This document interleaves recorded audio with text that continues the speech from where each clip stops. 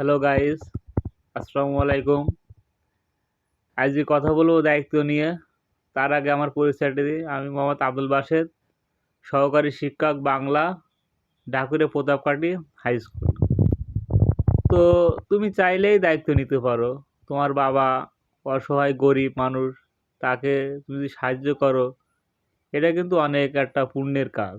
তুমি হয়তো লেখাপড়া করো, তারপরে তুমি দায়িত্ব নিতে পারো। মাঝে চা খেতে গেছি দোকানে, যেয়ে দেখি একটা ছেলে পান নিয়ে আসছে। তো আমি বললাম, তুমি কি করো? তো বললো যে আমি অনার্স সেকেন্ড ইয়ারে পড়ছি। তা আমি বললাম, তা লেখাপড়া?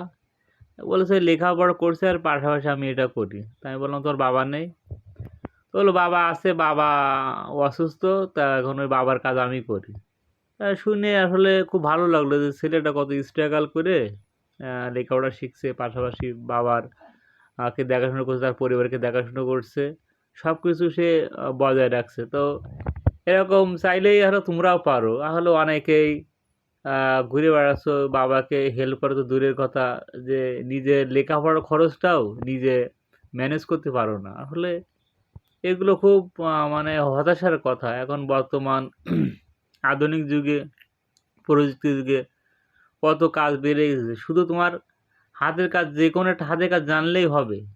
টাকা ইনকাম করা কোনো বিষয় না, কিন্তু আসলে তোমার ইচ্ছা শক্তি আগে থাকতে হবে যে আমি হলো টাকা ইনকাম করব। তো ঠিক আছে, সবার জন্য শুভকামনা রইল।